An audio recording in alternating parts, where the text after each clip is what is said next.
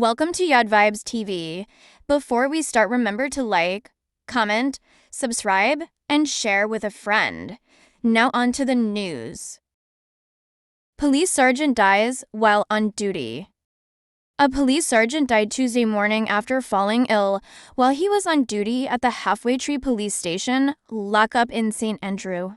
He has been identified as Sergeant Christopher Gordon. Reports are that Gordon was found unresponsive and rushed to hospital where he was pronounced dead.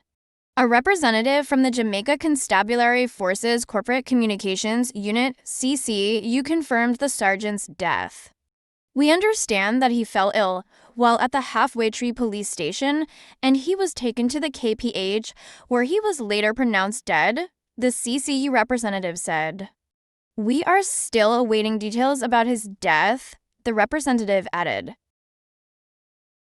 Taxi operator killed by men posing as passengers. A taxi operator was shot and killed at the intersection of Mountain View Avenue and Windward Road in Kingston Tuesday afternoon. He has been identified as Kemar Minute. The attack was reportedly carried out by men posing as passengers. Following the shooting, the area was cordoned off. Kingston East police are investigating. 17-year-old charged with murder of her brother. A 17-year-old student who is alleged to have killed her brother, Olwyn Beckford, has been slapped with a murder charge. Anika Dennis was recently charged following a question and answer session over the weekend. Her sibling, 24-year-old Sherika Dennis, and their stepfather, 62-year-old Royston Dennis, were previously charged with Beckford's murder. The now-deceased man was reportedly hit with a stone during a confrontation with his relatives last Monday at Hertford and Petersfield in the parish. He later succumbed to his injuries. Reports from the police indicate that Beckford was at home with his fiancée when an argument developed between him and one of his sisters. During the argument, it is alleged that the three family members, including his sisters, began hurling stones at Beckford, one of which reportedly hit him on the left side of his head, causing a wound that bled profusely. Beckford later collapsed and was rushed to the Savannah Public General Hospital, where he was pronounced dead. Their court date is being finalized.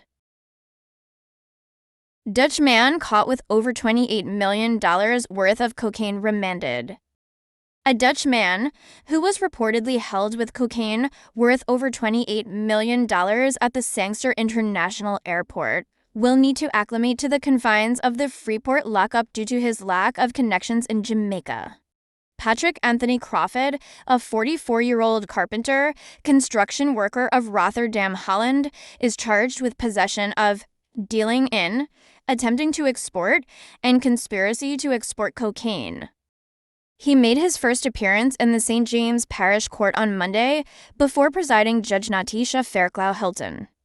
During Monday's hearing, Crawford's lawyer Henry McCurdy decided against seeking bail due to the fact that his client is not a citizen of Jamaica and has no ties to the island. As a result, the judge remanded Crawford in custody until June 10th, when the case returns to court.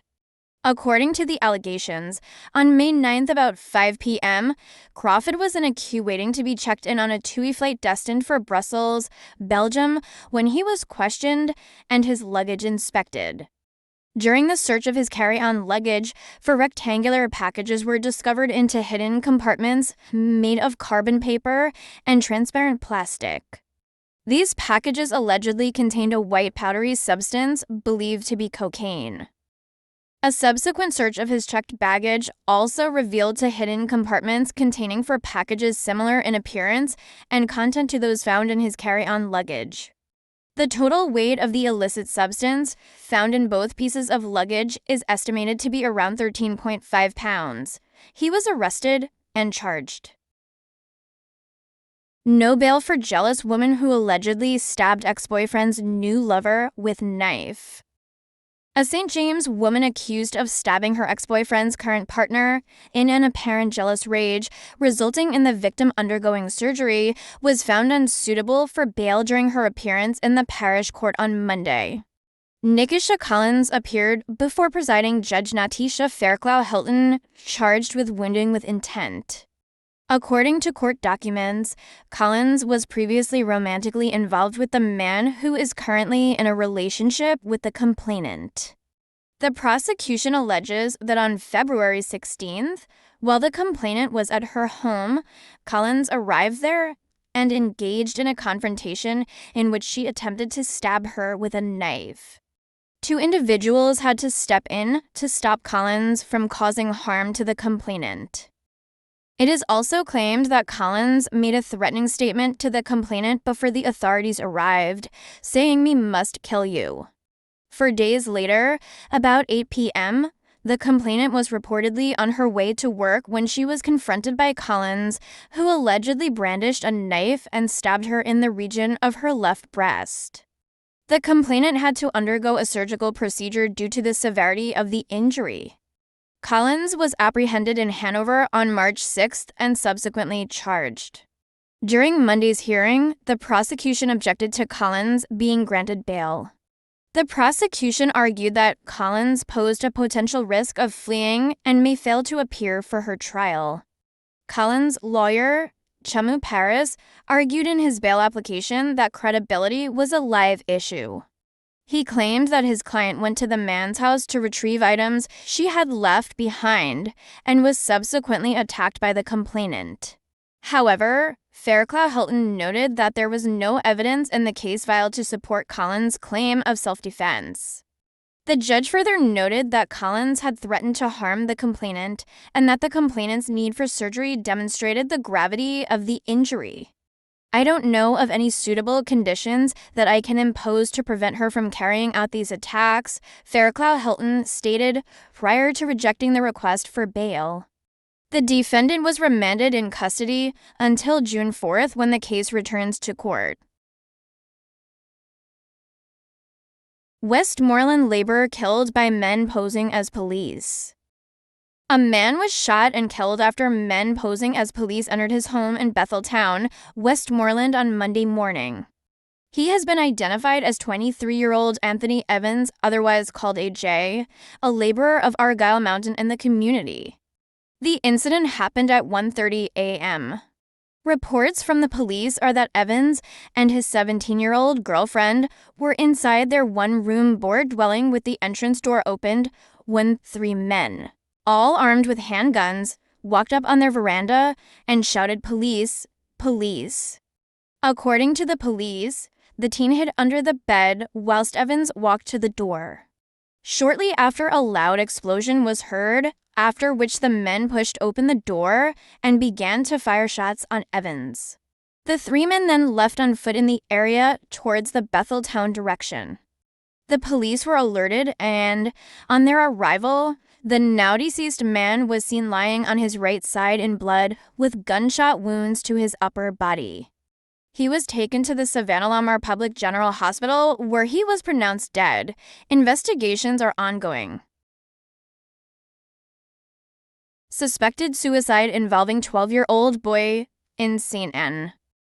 The police in St. Anne are probing the suspected suicide of 12-year-old Aaron Richards, a student of Marcus Garvey Technical High School.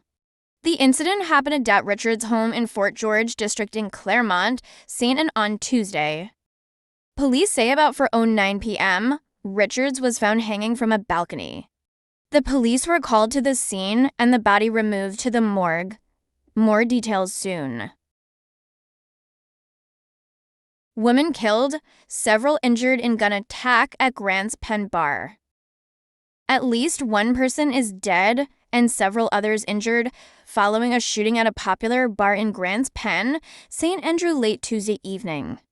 The deceased has only been identified by her alias Kim.